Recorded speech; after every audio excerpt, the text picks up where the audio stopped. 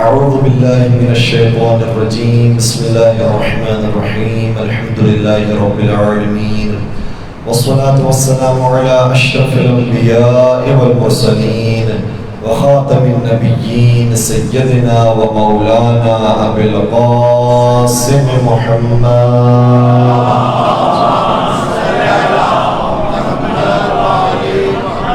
وعلى أهل بيته الطيبين الطاهرين المعصومين المظلومين الذين أذهب الله عنهم الرجس أهل البيت ويطهرهم تطهيرا.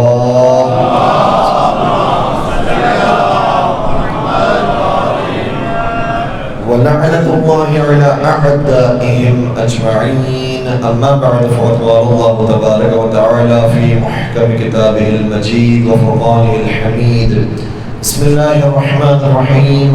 وكنتم أزواجا ثلاثة فأصحاب الميمنة ما أصحاب الميمنة وأصحاب المشأمة ما أصحاب المشأمة والسابقون السابقون أولئك المقربون. درود پڑھیے محمد وعلى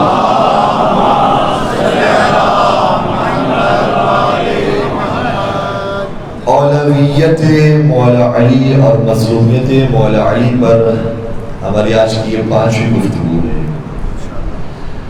اور افضلیت اور اولویت مولا علی پر جتنی بھی بات کی جائے کم ہے. اتنے فضائل نقل کیے گئے کتابوں کے اندر، اور یہ اس وقت کی بات ہے کہ جب نبی اکرم نے کچھ فضائل کو بیان نہیں کیا کہ لوگ بولوں کا شکار نہ ہو جائیں، تو اس قدر فضائل پائے جاتے ہیں. ایک شخص حضرت عبداللہ بن عباس کے پاس آیا اور کہنے لگا کہ علی مرتضیٰ کی بہت فضائل ہیں، اور میرے نزدیک جو میں نے شمار کیے ہیں اور میں نے دستبندی کی ہے، تو میرے نزدیک میرے خیال میں علی بن ابی طالب کو 3000 فضیلتیں ہیں. آپ نے تو سبحان اللہ کہا اور حق بھی بنتا ہے، 3000 فضائل کو کم تو نہیں ہے، لیکن عبداللہ بن عباس کہنے لگے صرف 3000؟ کہ میرے مطابق اور میرے نزدیک علی بن ابی طالب کے فضائل 3000 نہیں 30,000 سے زیادہ ہے. اور حقیقت بھی یہی ہے کہ جن کی آیت 4 میں آیتیں صرف 300 سے زیادہ اتری ہوں، اور بعض روایات کے مطابق 800 آیات علی بن ابی طالب کی شان میں نازل ہوئی. سبحان اللہ. بلکہ ایک روایت میں جملہ یہ ہے کہ جو متفقون علیہ ہے کہ جہاں جہاں پر بھی یا ایھا الذین آمنوا کا لفظ آیا ہے، اے صاحبان ایمان، تو ان صاحبان کی ایمان کے امام، امیر اور سید و سردار کا نام علی بن ابی طالب صاحب. اس قدر فضائل بیان ہوئے، اور آپ شمار بندی کرنا شروع کریں، اپنے ذہن میں لانا شروع کریں. تو من کنت مولا فہذا علی المولا یا علی انت منی بمنزلۃ ہارون من موسیٰ الا انہ لا نبی بعدی. الحسن والحسین سیدا شباب اہل الجنہ وابوہما خیر منہما. فرمایا امام حسن امام حسین جوانان جنت کے سردار ہیں، تو ان کے بابا ان سے افضل ہیں.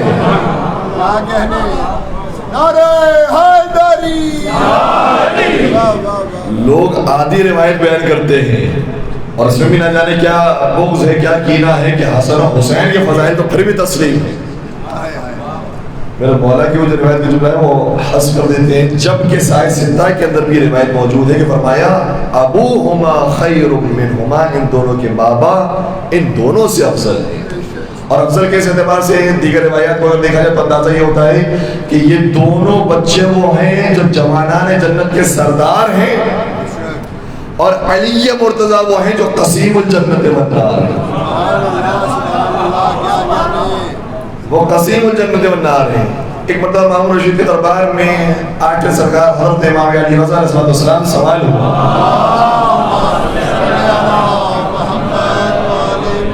ہے میرے ساتھ؟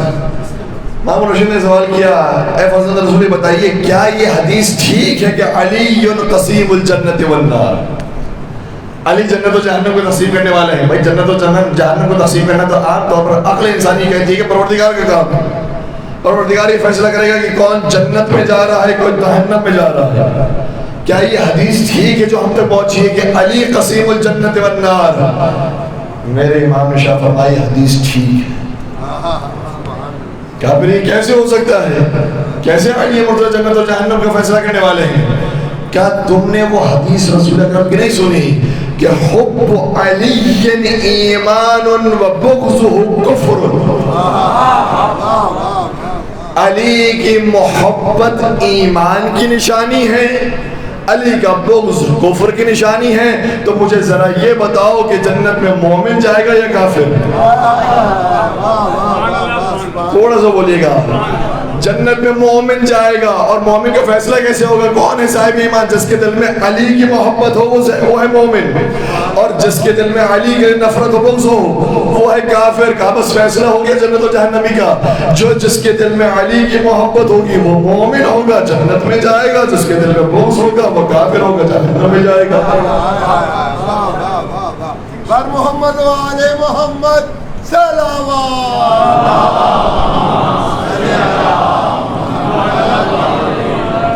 یہ مشہور احادیث ہیں جن کی میں تلاوت کر رہا ہوں. کبھی کبھار مجھے تعجب ہوتا ہے کہ جب ان روایات کی بھی تلاوت کی جائے تو کبھی کبھار لوگ حیرت سے دیکھ رہے ہوتے ہیں کہ اچھا یہ روایت بھی موجود ہے. اور جب یہ میرے مولا نے جواب دے دیا، آٹھ سرکار کی بات ہو رہی ہے، جب یہ میرے مولا نے جواب دے دیا اور جواب دینے کے بعد اپنے حجرے کی طرف تشریف لے جا رہے تھے تو ان کے ایک بہت جلیل القدر صحابی ابا صلت حرمی نے سوال کیا، فرزند رسول کیا علی القصیم جنت و نار کا یہی مطلب ہے جو آپ نے ابھی بیان کیا؟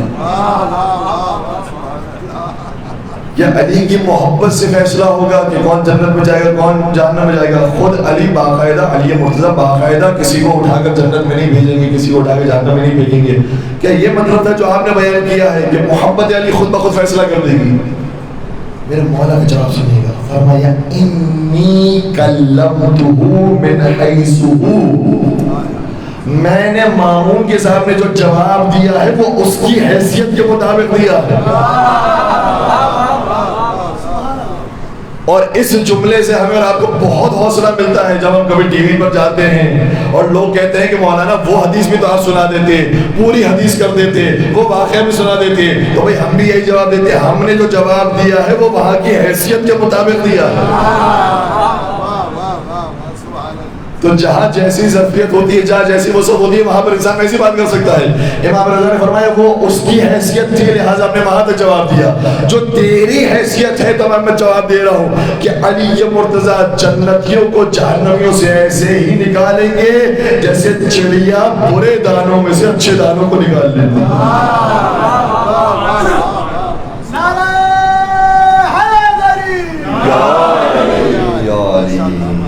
انشاءاللہ پروردگار ہمیں مولا کی محبت پر جینا مرنا نصیب فرمائے. مولا متقیان کے جوار میں ہمیں جگہ نصیب فرمائے. تو مولا متقیان کے فضائل کی تو ایک طویل فہرست ہے کہ کس کس کو بیان کیا اور کس کو چھوڑا جائے. لیکن ہاں آج چونکہ 14 اگست بھی ہے اور یہ کیا خوبصورت تاریخ ہے 14 اگست جو خود ہمارے ایمان کو تازہ کر دیتی ہے. اس تاریخ میں چونکہ ہم نے آزادی حاصل کی ہے، کافروں سے جدا ہوئے ہیں، ہم نے طاقت حاصل کی ہے، ہم نے حکومت حاصل کی ہے، ہم نے قدرت حاصل کی ہے. تو آج میں چاہتا ہوں کہ جس طریقے سے پہلی گفتگو کے اندر علم امیر کائنات پر گفتگو ہوئی ہے، عبادت امیر کائنات پر گفتگو ہوئی، توسل امیر کائنات پر گفتگو ہوئی، تو آج حکومت امیر کائنات پر گفتگو کریں کہ میرے مولا کس طرح حکومت فرمایا کرتے تھے. اور یہ بھی احسان اور شکر ہے کہ ہمارے وزیر اعظم صاحب معتدل مزاج کے حامی ہیں اور معتدل مزاج کے حامل ہیں. اس لیے جب انہوں نے اپنی پہلی تقریر کی حاکم بننے کے بعد تو حکومت امیر المومنین ہی سے مثال پیش کی. کہا تھا یہ ہے حکومت امیر المومنین، یہ ہے علی بن ابی طالب کی حکومت. اور اس حکومت کے بارے میں میرے اور آپ کے چھٹے سردار حضرت امام جعفر صادق علیہ السلام اور یہ آیت بھی انشاءاللہ آپ سبھی کی سنی ہوئی ہوگی کہ یا ایھا الذین آمنوا ادخلوا فی السلم کافہ ولا تتبعوا خطوات الشیطان انہ لکم عدو مبین. اے صاحبان ایمان، جب اسلام میں داخل ہو تو مکمل داخل ہو جائے کرو. ایسا نہ ہو کہ جو اپنی مرضی کا حصہ ہے وہ تو لے لیا، ایسا نہ ہو کہ جو ہمارے فائدے میں آ رہی ہیں باتیں وہ تو ہم حاصل کرتے جا رہے ہیں، اور جہاں پر پتہ چلا کہ بھئی یہاں پر اگر ہم نے شریعت پر عمل کیا تو کچھ 20% خمس بھی نکالنا پڑے گا، کچھ زکوٰۃ بھی دینا پڑے گی، کچھ زحمت اٹھا کر حج پر بھی جانا پڑے گا، اور کچھ نمازوں کی ادائیگی بھی ضروری ہو جائے گی، خواتین کے لیے کچھ حجاب بھی ضروری ہو جائے گا، تو جتنا حصہ ہمیں پسند آیا وآمنا وسلمنا، باقی چھوڑ دی۔ تو خدا نہ خاصہ ایسا نہ ہو جائے۔ اور یہ بھی روایت کا جملہ یہ ہے کہ نبی اکرم نے ایک مرتبہ دیکھا تھا کہ ایک خوبصورت اور قیمتی لباس لٹکا ہوا ہے، لیکن لوگ اس لباس کو خراب کر رہے ہیں اور کاٹ رہے ہیں۔ تو سوال کیا تھا کہ اس لباس کی تعبیر کیا ہے؟ کہ یہ جو لباس اتنا خوبصورت نظر آ رہا ہے یہ اسلام کا لباس ہے، جو اتنا حسین، اتنا خوبصورت، اتنا پاک و پاکیزہ ہے، اور اس کو پاک و پاکیزہ رہنے کے بجائے، اتنا ہی قیمتی رہنے دینے کے بجائے، ہر لوگ آتے ہیں اور اپنے مطلب کا اسلام کاٹ کر لے کر جاتے ہیں۔ اس لیے اسلام اس چیز کا ہے، اسلام مکمل سرنڈر کر دینے کا اور ہر چیز کو سرنڈر کر دینے کا نام ہے۔ پروردگار ہم سب کو توفیق دے کہ انشاءاللہ ہم ہر حکم پر اطاعت کر سکیں۔ تو یہ آیت ہے، اس آیت کی تفسیر میں چند ذکر فرماتے ہیں کہ فصل جو اسلام میں مکمل داخل ہو جائے، اس سے مراد کیا ہے؟ فرمایا ولایت علی والائمہ الاوصیاء من بعدی، اس اسلام سے مراد حکومت امیر المومنین اور ان کے بعد آنے والے اماموں کی حکومت اور امامت ہے۔ یہ ہے اسلام سے مراد۔ اور پھر آگے چیز اللہ شاہ فرمایا، اور میں اسی انداز سے بیان کروں گا جس انداز سے چھوٹے سرکار نے بیان فرمایا، زیادہ میں کھول کے تو بیان نہیں کر سکتا۔ وَلَا تَتَّبِعُوا خُطُوَاتِ الشَّيْطَانِ، اور شیطان کے قدموں کی پیروی نہ کرنا۔ بیان فرمایا اس سے مراد ولایت فلان و ولایت فلان، اس سے مراد دوسروں کی حکومتیں ہیں، دوسروں کی ولایت ہے، لیکن جو معصومین کی ولایت اور حکومت ہے اسی کو اسلام کہتے ہیں۔ اور یہاں پر جو لفظ استعمال ہوا ہے وہ بھی بڑا خوبصورت ہے۔ قرآن کریم میں لفظ آیا ہے خطوات الشیطان۔ بات کو اگر مختصر کرنا چاہتا تو ظاہری طور پر قرآن میں بات مختصر بھی ہو سکتی تھی، ولا تتبعوا الشیطان، تم شیطان کی پیروی نہ کرو، لیکن نہیں فرمایا شیطان کی پیروی نہ کرو، فرمایا ولا تتبعوا خطوات الشیطان، شیطان کے قدموں کی پیروی نہ کرو۔ یہ کیوں بیان فرمایا؟ مفسرین نے اس کا ترجمہ اور اس کی تفسیر بیان کی ہے۔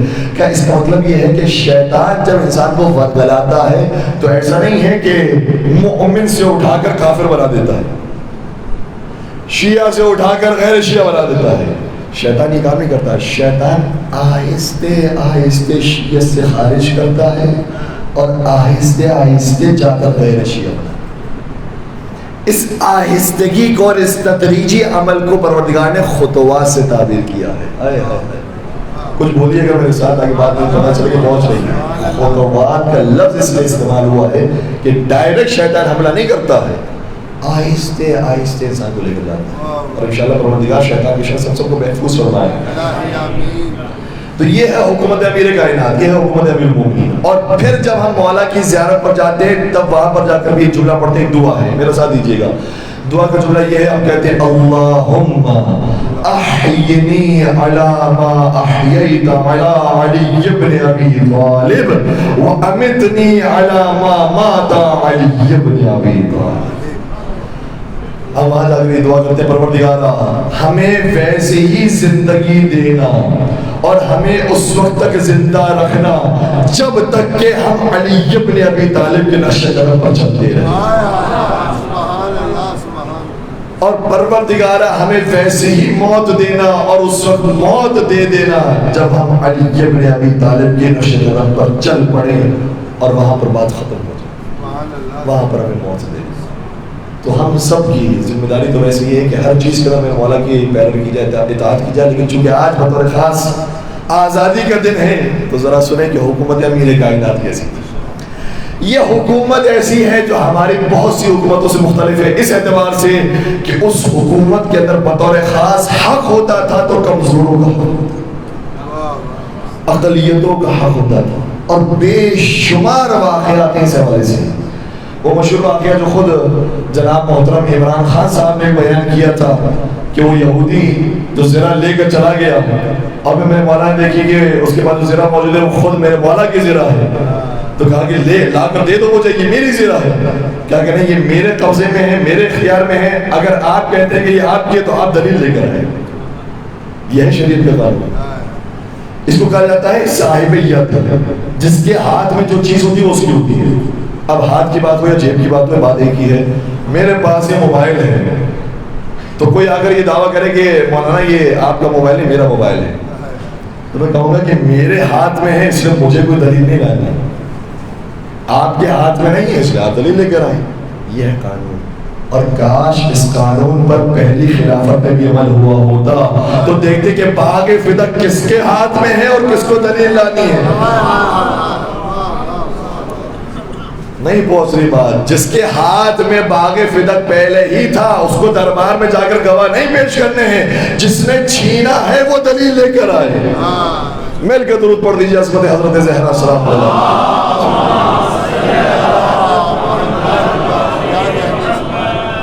اس نے کہا زیرہ تو میرے پاس ہے اس لیے آپ دلیل لے کر آئیے. ٹھیک ہے چلے یہ قاضی کے پاس. اور قاضی شرح اس وقت حکومت قاضی قضاوت کر رہا تھا.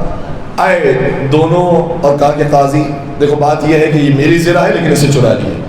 اس نے کہا کہ لیکن میرے ہاتھ میں ہے اور میں نے نہیں چرائی، یہ میری ملکیت ہے. یہ اگر دعویٰ کر رہے ہیں کہ ان کا مال ہے تو لے کر آئے دلیل، گواہ لے کر آئے. قاضی شرح نے کہا کہ بات تو شریعت کے مطابق ٹھیک ہے.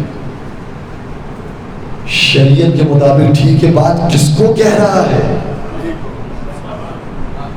اس وقت کے صدر نہیں، وزیر اعظم نہیں، خلیفۃ المسلمین کو کہہ رہا ہے. پوری حکومت علی مرتضیٰ کے ہاتھوں میں ہے. یہاں تو معاملہ یہ ہے کہ وہ جو حاکم وقت ہے وہ تو بہت دور کی بات، جو اپوزیشن میں بھی ہو اس کا بھی اتنا پروٹوکول ہے کہ کسی قاضی کی ضرورت نہیں کہ اسے سوال کر سکے. یہاں پر اپوزیشن کی بات نہیں ہے، خود حکومت میں میرا والا. اور کہا کہ بات تو ٹھیک کر رہی ہے، اگر آپ کے پاس کوئی دلیل گواہ ہے تو پیش کیجیے. میرے مولا نے فرمایا میرے پاس کوئی دلیل کوئی گواہ نہیں. کیا پھر میں حکم دیتا ہوں شریعت کے مطابق کہ یہ زرہ اسی عیسائی کا، اسی یہودی کا، دونوں روایتیں ملتی ہیں، اسی عیسائی کا یہودی کا مال ہے. عیسائی یہ زرہ لے کر چلا گیا. عیسائی چاہتا تھا کہ خود اس کا مال نہیں ہے، مولا کا مال ہے. لیکن جب باہر آیا ہے تو کہتا ہے یا علی مجھے معلوم ہے کہ یہ آپ کا مال ہے، میرا مال نہیں ہے، لیکن میں چیک کرنا چاہتا تھا کہ آپ کی حکومت ویسی ہی تو نہیں ہے جیسے پہلے کی حکومتیں رہ چکی.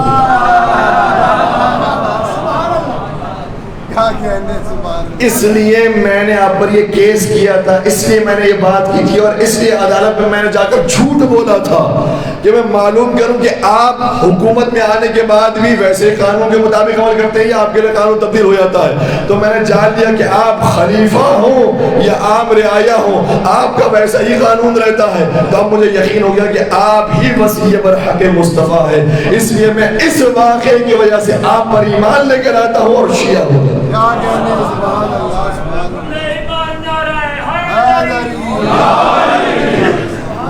اور ایسا مومن ہوا، ایسا علی کا چاہنے والا ہوا کہ پھر جنگ صفین میں اور بعض روایات کے مطابق جنگ نہروان میں مولا کے ساتھ لڑتے لڑتے شہید ہوا. کہاں سے کہاں کا سفر اختیار کیا، کس وجہ سے؟ اخلاق امیر المومنین کی وجہ سے. اس اخلاق کو ہمارے ذرا کم بیان کیا جاتا ہے، اخلاق نبوی کو بیان کیا جاتا ہے. انک لعلی خلق عظیم، آپ اخلاق عظیم پر فائز ہیں. نبی اکرم کے اخلاق کو بیان کیا جاتا ہے، وما ارسلناک الا رحمۃ للعالمین، آپ بہت رحیم ہیں. نبی اکرم کے بار بار اخلاق کو بیان کیا جاتا ہے، لیکن ہم یہ بھول جاتے ہیں کہ اسی نبی کے وصی کا نام علی ہے. سبحان اللہ. اسی خلق عظیم نبی کے وصی کا نام علی ہے. تو اخلاق میں بھی ویسے ہیں. اور یہ ایک اقلیت کا واقعہ، بے شمار واقعات موجود ہیں. اسی طریقے سے ایک یہودی کے ساتھ جب ہم سفر ہوئے تو یہودی نے کہا کہ مجھے کسی اور راستے میں جانا ہے، اور ظاہراً بصرہ کا نام لیا، اور مولا نے فرمایا کہ مجھے کوفہ جانا ہے. اور جب یہ سفر میں چلنے لگا گفتگو ہوتی رہی، اور ایسی گفتگو ہوئی کہ کوئی اختلاف نہیں ہو رہا، جبکہ وہ یہودی ہے، یہ میرے مولا مسلمان مومن امیر المومنین امام المتقین ہے، لیکن کوئی اختلاف نہیں ہوتا، کوئی انتشار نہیں ہوتا. یہاں تک کہ گفتگو کرتے کرتے مولا بصرے کے راستے کی طرف چلنے لگے تو کہا کہ شاید آپ اجنبی ہیں، آپ کو معلوم نہیں ہے یہاں سے کوفے کا راستہ نہیں آتا، وہاں سے کوفے کا راستہ. تو میرے مولا نے جواب دیا مجھے معلوم ہے کہ کوفے کا راستہ یہاں سے آتا ہے، لیکن میرے نبی نے مجھے سکھایا ہے کہ اگر کوئی تمہارا ہم سفر بن جائے تو اس کا حق تمہاری گردن پر یہ بنتا ہے کہ اس کو فدا کرنے کے لیے کچھ اس کے راستے پر چلا کرو۔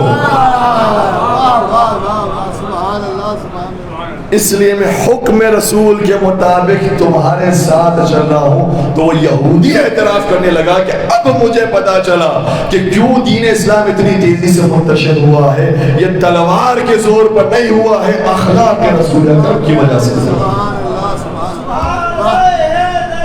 یا علی یا علی یا علی مدد حق ہے۔ عظمت جناب امیر المومنین بلندر صلوات اللہم صلی علی محمد سلامت علیہ۔ تو وہی اخلاق جو نبی اکرم تھا اسی کی مکمل تصویر کا نام علی ہے۔ اور اسی طرح سے ایک مرتبہ میرے مولا کوفے کے راستے سے گزر رہے تھے تو کیا دیکھا کہ ایک فقیر ہے، بوڑھا ہو چکا ہے اور چلا چلا کر یہ کہہ رہا ہے کہ میری مدد کرو، میرے پاس کھانے کے لیے کچھ نہیں ہے، میری مدد کرو، مجھے کچھ دے دو، کھانے کے لیے دے دو، روٹیاں دے دو، کچھ دے دو مجھے۔ تو میرے مولا وہاں سے گزر ہوا، مسلمانوں کو دیکھ کر مخاطب کیا، کہا کہ اس کو دیتے کیوں نہیں ہو، کیوں اس کو روٹیاں نہیں دیتے ہو، کیوں کھلاتے نہیں ہو؟ سنیں گے کیا جواب دیا مسلمانوں نے؟ مسلمانوں کو کیا کہنا، قربان ہو جائے کہ نظریات پر کہنے لگے کہ یا امیر المومنین آپ کو معلوم نہیں ہے یہ عیسائی ہے۔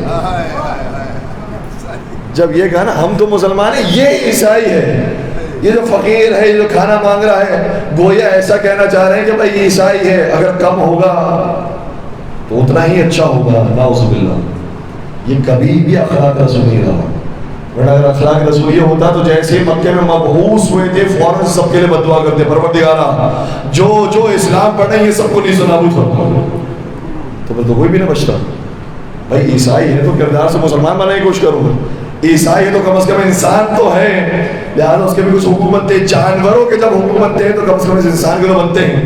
لہٰذا میرے مولانا بڑا خوبصورت جملہ شاہ فرمایا، جیسے ہی مسلمانوں نے کہا کہ یا میرے مومن یہ تو عیسائی ہے، تو میرے مولانا نے فرمایا ہاں یہ عیسائی اس وقت بھی تھا جب یہ جوان طور سے تم کام لیا کرتے تھے،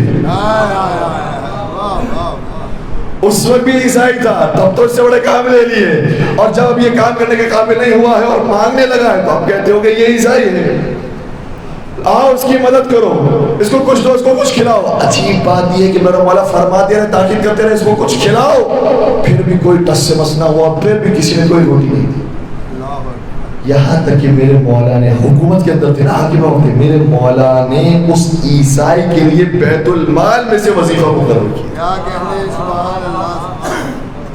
آج ہمارے ملک پاکستان کے اندر بھی ہر طرح کی اقلیت موجود ہے، تو اس کا یہ مطلب نہیں کہ جو صرف اپنے آپ کو پکا مسلمان کہہ رہے ہیں صرف انہی کے لیے وظیفے ہیں، انہی کے لیے ساری گنجائشات ہیں، باقی سب مرتے ہو تو مر جائیں۔ یہ حکومت امیر المومنین کا تقاضا نہیں ہے، حکومت علی مرتضیٰ وہ ہوتی ہے جس میں ہر انسان کی جان مال عزت و آبرو ملتی ہے،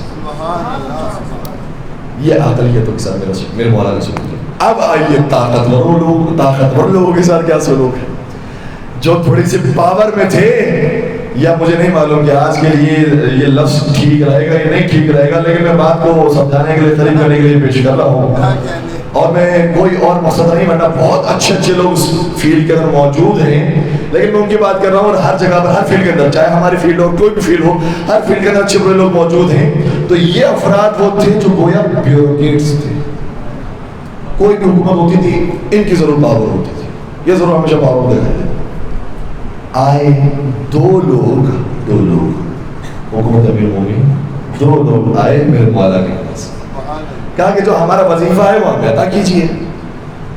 وظیفہ ان کے پہلے تھے تو بہت زیادہ ہوا کرتے تھے، ہزاروں میں وظیفہ ہوا کرتے تھے۔ میرا مولا نے فرمایا ہاں تمہارا جو وظیفہ بنتا ہے وہ میں تمہیں دوں گا۔ کتنے دیے؟ 30 درہم، دینار نہیں، دینار تو سونے کے سکے ہیں، درہم سے چاندی کے سکے، یہ 30 درہم یہ کہیں لے جاؤ۔ دیکھنے لگے، مولا یہ ہمارا حق دیا آپ نے؟ کہا کہ کیوں، کیا خرابی ہے اس کے اندر؟ کہا کہ ہم فلاں صحابی ہیں، فلاں صحابی ہیں، فلاں جنگ میں بھی تھے، فلاں جنگ میں بھی تھے، فلاں جنگ میں بھی تھے، آپ نے ہمارا اتنا کم وظیفہ کر دیا۔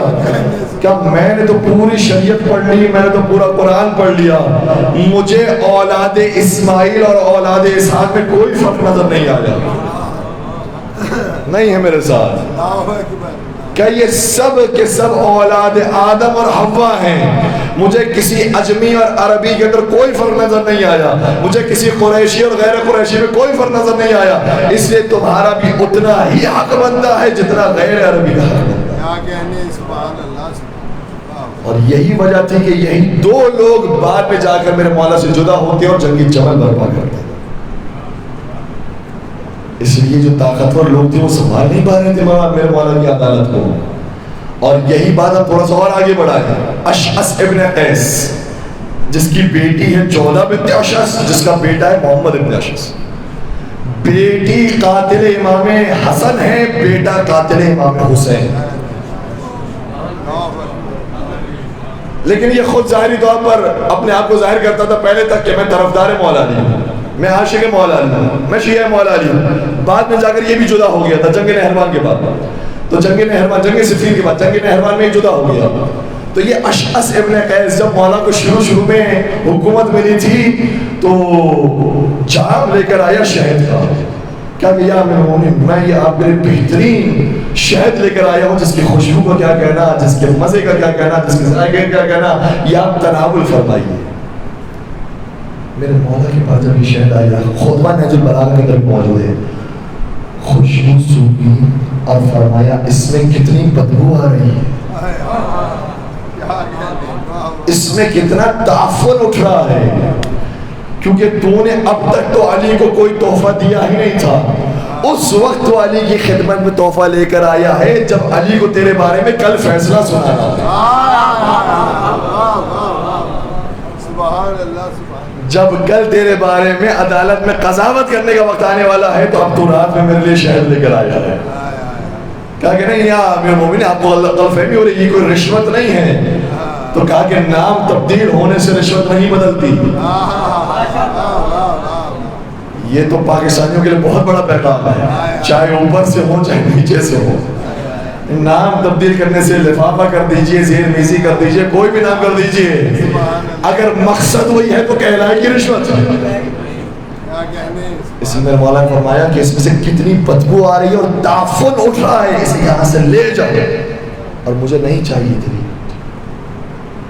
اور اسی طریقے سے اب مرنا تھوڑا سا سنگین ہو رہا ہے, میرا ساتھ دیجیے گا. اسی طریقے سے جناب عقیل بھی آئے تھے میرے مولا سے مانگنے.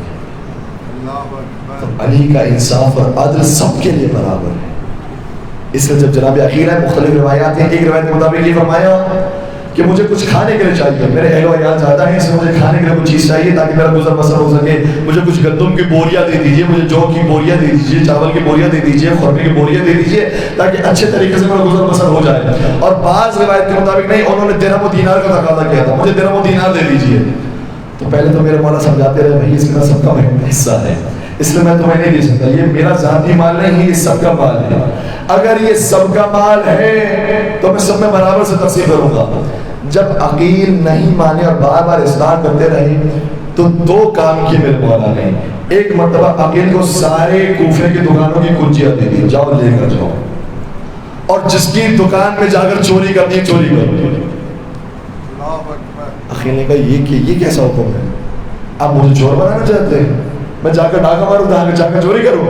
کہا کہ میں اگر تجھے چابیاں دے رہا ہوں تو صرف ایک دکان پر حملہ کرے گا, ایک دکان کا ایک شخص کا مال کھائے گا, لیکن اگر میں نے تجھے بیت المال میں سے مال دے دیا تو سارے مسلمانوں کا مال کھا جائے گا.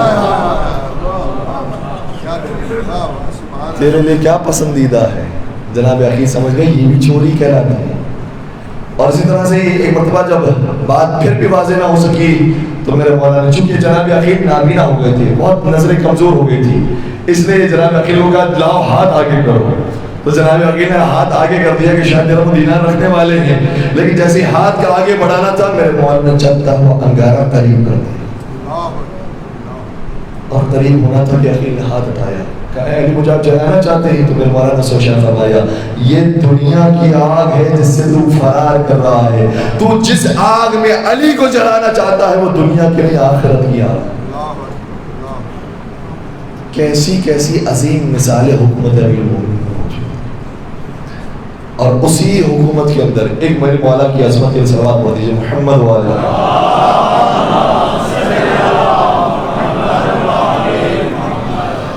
راوی کہتا ہے، اب دیکھیے یہ طاقتور لوگوں کے ساتھ یہ سلوک، اقلیتوں کے ساتھ وہ سلوک، ایک اور طریقہ، ایک اور اخلاق کا نمونہ بھی نظر آیا۔ راوی کہتا ہے میں حج پر تھا اور حج پر میں نے دو لڑکیوں کو دیکھا جن کی عمر 5 برس کی تھی، آپس میں گفتگو کر رہے تھے۔ ایک کہہ رہی تھی کہ علی بہت نیک ہے، علی بہت منصف ہے، علی بہت عادل ہے، علی بہت شریف ہے، علی کی تعریف ہے، اور دوسری کہہ رہی تھی نہیں علی ایسے نہیں ہے۔ پتہ چل رہا تھا کہ کون کہاں سے آیا، کون کہاں سے آیا، لیکن حج کے موقع پر سب مل جاتے ہیں، اس لیے وہ کہہ رہی تھی نہیں میں جو کہہ رہی ہوں وہ ٹھیک کہہ رہی ہوں، اور اس پر اس سے دلیل کیا دی، کیا تجھے معلوم ہے میں کون ہوں؟ میں عمار یاسر کی یتیم بچی ہوں۔ جنگ صفین میں جناب عمار یاسر کی شہادت ہوئی تھی نا، کہا میں عمار یاسر کی یتیم بچی ہوں، جب میں یتیم ہو گئی نا تو میرے گھر پر خود علی مرتضیٰ چل کر آئے اور مجھے اپنی آغوش میں بٹھایا، گود میں بٹھایا اور مجھے پیار کیا اور کہا کہ آج سے تیرا باپ میں ہوں، لہذا جو مانگنا ہو اب سے مجھ سے مانگنا ہو۔ اور پھر یہ کہنے کے بعد کچھ دنوں کے بعد آئے اور بہت سارا ذخیرہ میرے لیے لے کر آئے کہ یتیم بچوں کے لیے مال ہے جو تمہارے لیے رکھا گیا ہے، اس لیے تم لے جاؤ۔ اور پھر میں نے کیا دیکھا کہ ایک دن جب شہد آیا اور مال غنیمت کے اندر بہت سارا شہد جمع ہو گیا تو باقاعدہ یتیم بچوں کو سب کو جمع کیا اور کہا آؤ بیت المال میں آؤ، تمہارے لیے دعوت عام رکھی ہے۔ جب یہ سب بیت المال میں آ گئے تو یہ نہیں کہا کہ یہ ہے شہد یہ کھا لو، بلکہ خود علی مرتضیٰ نے شہد اٹھایا، نوالا بنایا اور ہمارے دہن میں اتارا۔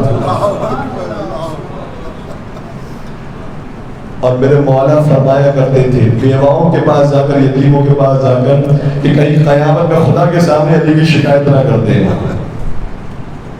یہ ہے حکومت میرے کائنات، کون برابری کر سکتا ہے اس حکومت؟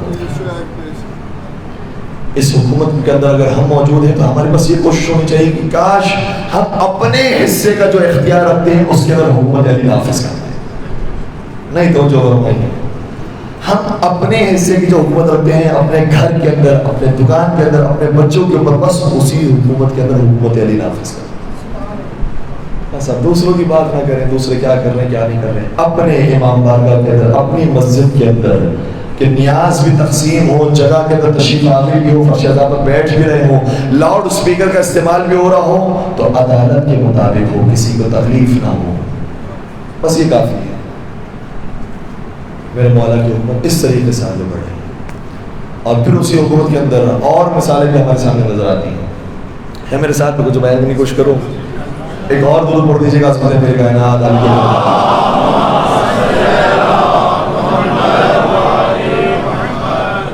میرے مولا کی حکومت اور پہلے کی حکومتوں کے اندر ایک فرق اور بھی ہے، اور میں ایک آیت بیان کروں انشاءاللہ۔ یہ آیت تو سبھی کی سنی بھی ہے لیکن اس کی تفسیر شاید ہمارے نوجوان دوستوں نے نہ سنی۔ آیت کون سی ہے؟ سورہ قدر کی پہلی آیت، ارشاد ہوتا ہے بسم اللہ الرحمن الرحیم، انا انزلناہ فی لیلۃ القدر، ہم نے اس قرآن کو شب قدر نازل کیا۔ آگے بھی میرے ساتھ دیجیے گا، وما ادراک ما لیلۃ القدر، آگے بھی ساتھ دیجیے گا، لیلۃ القدر خیر من الف شہر، وہ ایک رات 1000 مہینوں سے افضل ہے۔ نبی اکرم نے ارشاد فرمایا وہ جو ایک رات ہے اس کی حقیقت اگر جاننا چاہتے ہو تو شب قدر کہا جاتا ہے فاطمہ زہرا کو، اور اگر 1000 مہینوں کو جاننا چاہتے ہو اور اس کی حقیقت جاننا چاہتے ہو تو میں کیا کروں؟ میں نے کتابوں کے اندر دیکھا، متفق علیہ روایتیں اس لیے عرض کر رہا ہوں کہ نبی اکرم نے ارشاد فرمایا 1000 مہینوں سے مراد حکومت بنی امیہ ہے۔ ایک رات 1000 مہینوں سے افضل ہے۔ اس کا کیا مطلب ہے؟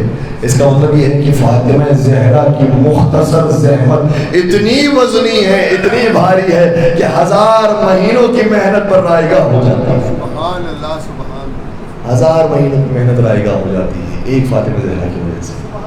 اور پھر ایک بہت بڑے عالم دین مرج الصحاب ضرور لکھی علامہ مسعودی، انہوں نے باقاعدہ یہ بات لکھی ہے، کہتے ہیں کہ جو نبی اکرم نے شاہ فرمایا تھا کہ 1000 مہینوں کی حکومت ہوگی بنی امیہ کی، تو ٹھیک 1000 مہینے کی تھی، نہ ایک مہینہ کم نہ ایک مہینہ زیادہ۔ کیا کہ جو بعد وفات رسول حکومتیں آئی ہیں اگر ہم اس حکومت کو دیکھنا شروع کریں اور حاکم شام سے شروع کریں کہ بنی امیہ کی حکومت شروع ہوئی ہے، تو حاکم شام کی حکومت کے ساتھ ساتھ جو حکومت چل رہی تھی وہ امام حسن مشتبہ علیہ السلام، کیا اس زمانے کو نکال دیجیے، کیونکہ وہ تو بنی امیہ میں تو نہیں، بنی امیہ کی حکومت کہا تھا 1000 سال تک، امام حسن کی حکومت کو نکال دیجیے، اور پھر آگے بڑھ کے کہتے ہیں کہ جو عبداللہ بن زبیر نے جتنے عرصے حکومت کی تھی آپ اس کو بھی نکال دیجیے کیونکہ وہ بھی بنی امیہ میں سے ہیں۔ کہتے ہیں یہ بہت بڑے مورخ ہیں مسعودی، مروج الذہبی انہوں نے کتاب لکھی، کہتے ہیں میں نے پوری تاریخ دیکھی اور ایک ایک مہینہ میں نے شمار کیا ہے، تو اگر ان دو حکومتوں کو نکال دیا جائے تو جیسا نبی اکرم نے فرمایا تھا کہ ان کی حکومت 1000 سال تک رہے گی تو ٹھیک 1000 سال تک رہے گی۔ اتنے رسول صادق تھے، ایک شب قدر نے لیکن ساری محنتوں پر پانی پھیر دیا، ایک فاطمہ زہرا کے خطبے نے، ایک احتجاج نے ساری حکومتوں پر پانی پھیر دیا۔ اب سب میں آئے گا کہ فرق کیا ہے دوسروں کی حکومت میں اور مولا علی کی حکومت میں، مولا علی کی حکومت کیا ہے اور دوسروں کی حکومت کیا ہے۔ میرا مولا بھائی فرماتے ہیں کہ یہ ہے ہماری حکومت جس کے اندر مساوات بھی نظر آئے گا، اقلیت کے حقوق بھی نظر آئیں گے، طاقتوروں کے اوپر جو ان کے عدل و انصاف کے مطابق حق بنتا ہے وہ ان سے لیا بھی جائے گا، یہ ہے ہماری حکومت۔ لیکن اس کے باوجود اگر ہماری حکومت کے اندر جنگیں تمہیں نظر آتی ہیں، توجہ فرمائیے گا، جنگ جمل نظر آتی ہے، جنگ صفین نظر آتی ہے، جنگ نہروان نظر آتی ہے، تو اس کی 4 وجوہات ہیں، بس میں یہ 4 وجوہات بیان کروں گا، ذہنوں کو تمام کر دوں گا۔ نہج البلاغہ کے اندر یہ 4 وجوہات میرے مولا نے بیان کی کہ کیوں ہماری حکومت کے اندر اتنی جنگیں ہوئی ہیں، اتنے فسادات ہوئے ہیں، آخر وجہ کیا ہے؟ فرمایا بِإِجْتِمَاعِهِمْ عَلَى بَاطِلِهِمْ وَتَفَرُّقِكُمْ عَنْ حَقِّكُمْ، وجہ یہ ہے کہ وہ باطل پر ہونے کے باوجود، وہ حکومت جو 1000 سال تک رہی وہ باطل پر ہونے کے باوجود متحد تھے اور تم حق پر ہونے کے باوجود متفرق ہو گئے۔ کتنی اہم وجہ ہے۔ آج کبھی کبھار انسان دیکھ کر حیران ہو جاتا ہے کہ سنگتوں کے اندر اختلاف، انجمنوں کے اندر اختلاف، ٹرسٹیوں کے اندر اختلاف، امام بارگاہوں کے اندر اختلاف، مساجد کے اندر اختلاف، میں اس کی مجلس میں شرکت نہیں کروں گا، میں اس کو اپنی مجلس میں آنے دوں گا، یہ تفرقات، جبکہ تم سب حق پر ہونے کے باوجود تم متفرق ہو گئے، وہ باطل پر ہونے کے باوجود مجتمع ہو گئے، متحد۔ اس لیے جو متحد ہوگا وہ جیت جائے گا۔ یہ مشہور مثالیں ہیں جو آپ نے دیکھی ہوگی، جب ہم مٹھی بناتے ہیں تو متحد ہوتی ہے، اس مٹھی کا کوئی مقابلہ نہیں کر سکتا، لیکن جیسے ہم اپنے ہاتھوں کو کھولتے ہیں تو اس انگلی کا بھی مقابلہ ہو سکتا ہے، اس انگلی کو بھی آپ توڑ سکتے ہیں، اس انگلی کو بھی توڑ سکتے ہیں۔ اس لیے تفرقے کے ساتھ انسان قائم نہیں رہ سکتا، پہلی وجہ۔ دوسری وجہ یہ ہے کہ ان کا امام باطل پر ہے، لیکن اس کے باوجود وہ اپنے امام کی اطاعت کرتے ہیں۔ تمہارا امام حق پر ہے لیکن پھر بھی تم اطاعت نہیں کرتے۔ کتنی بنیادی باتیں ہیں کہ ہمارا مجتہد آج کے دور کی اگر ہم بات کریں، زمانے غیبت کی اگر ہم بات کریں، تو آج کا مجتہد عالم ہم مجبور ہیں کہ ان کی تقلید کریں، ورنہ اگر زمانے کے امام تشریف لے کے آ جائے تو کسی کی تقلید کی کوئی حیثیت نہیں۔ تو آج کے دور میں جو حق پر ہیں وہ اپنے امام کی بات نہیں مان رہے، وہ باطل پر ہونے کے باوجود اپنے امام کی ساری بات مان رہے ہیں۔ اور کتنے فساد فتنوں کا اگر ان کا امام حکم دیتا ہے، ان کا رہبر حکم دیتا ہے، وہ پھٹنے کے لیے تیار ہے، مرنے کے لیے تیار ہے، ان کا برین واش کیا جا رہا ہے، وہ کام کر رہا ہے۔ یہ دوسری وجہ۔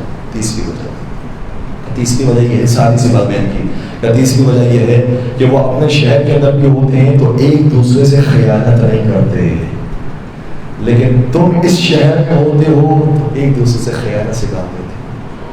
خیانت سے اس چیز کا نام نہیں ہے کہ کسی کا مال اٹھا لیا، اس کو پتہ نہیں چلا اٹھا لیا، بلکہ کبھی کبھار خیانت اس چیز کا بھی نام ہوتا ہے کہ ہم نے کوئی مال لے لیا، جو مال دینے والا تھا وہ بھول گیا، ہم نے کہا بہت اچھا ہوا بھول گیا۔ اگر وہ یاد کرے گا فون خود بخود آ جائے گا، فون کرے گا تو ہم دے دیں گے، جب تک فون نہیں آتا اگر دینے کی ضرورت کیا۔ یہ بھی امانت میں خیانت ہے۔ اور پھر تیسری اور آخری وجہ بیان کی، تیسری اور آخری وجہ یہ ہے کہ اگر ان کا امام قدم بڑھانے کا حکم دیتا ہے تو یہ قدم آگے بڑھاتے ہیں، قدم پیچھے رکھنے کا حکم دیتا ہے تو پیچھے ہٹ جاتے ہیں۔ یہ اپنے امام سے آگے بڑھ کر کوئی فیصلہ نہیں کرتے، یہ نہیں کہتے کہ آج ہمارا جنگ کا ارادہ ہے اس لیے آپ جنگ پر جائیے، آج ہمارا سلوک کا ارادہ ہے اس لیے آپ جنگ پر نہ جائیے، یہ سب نہیں کہتے، یہ اپنے امام کے مطابق جنگ پر جاتے ہیں اور سلوک پر جاتے ہیں۔ بس عزیزو، یہ کچھ بنیادی باتیں تھیں جو حکومت امیر کائنات کی تھی، میں نے آپ کی خدمت کو گزار کی، اور اگر آپ کی سماعتوں پر سنگین گزری ہو تو معذرت چاہتا ہوں۔ انشاءاللہ پروردگار ہم سب کی ہدایت اور نصرت فرمائے اور ہمیشہ سیرت امیر کائنات پر ہمیں پیروی کی توفیق عطا فرمائے۔ ان دعاؤں کی قبولیت کے لیے ایک بار درود پڑھ دیجیے محمد و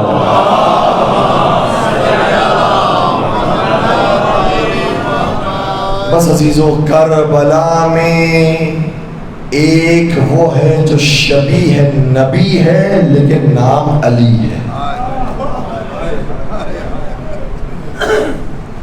اور مجھے حکم یہ دیا گیا ہے کہ آج ان کے مسائل آپ کی خبر بیان کروں۔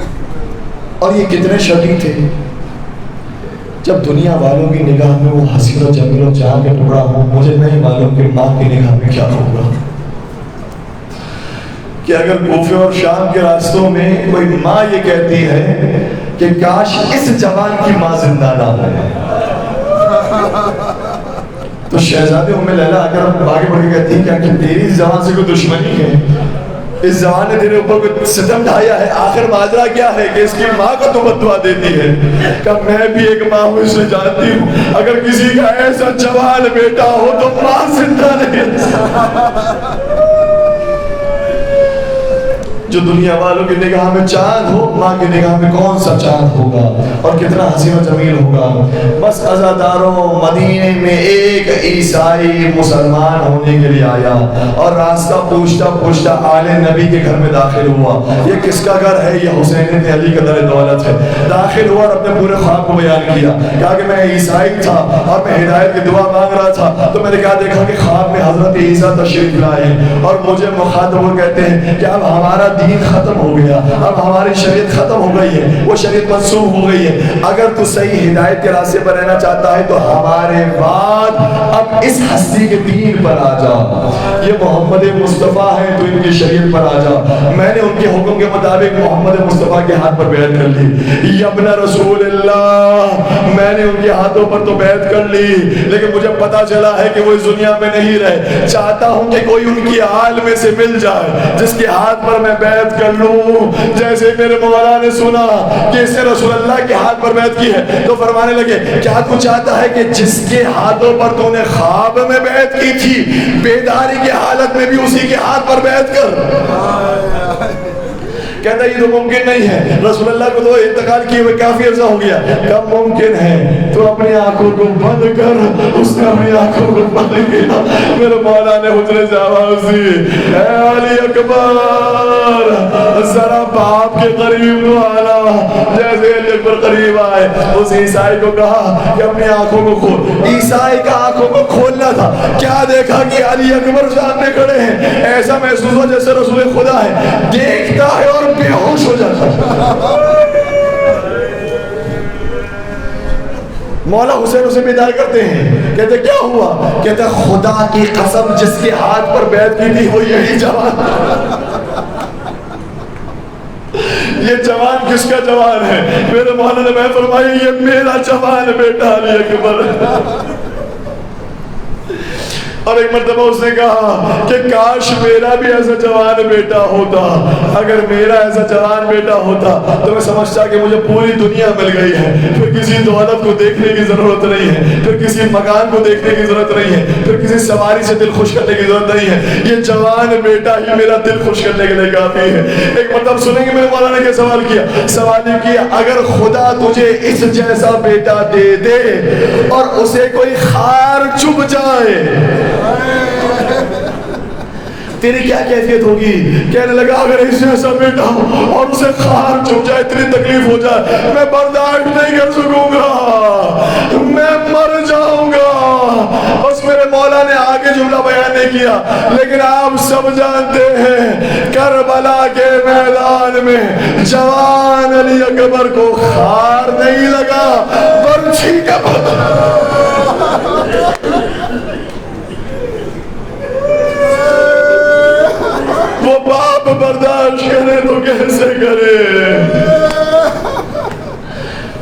مصائب بہت ہیں علی اکبر کے، میں کس کس کو بیان کروں اور کس کس کو چھوڑوں۔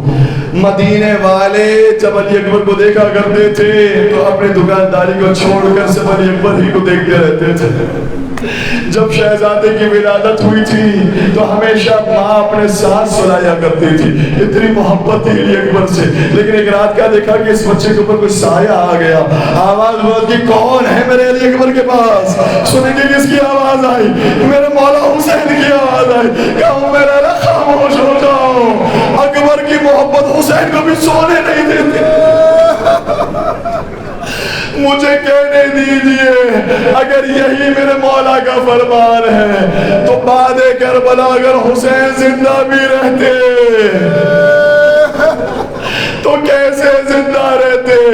جب باپ کی یہ کیفیت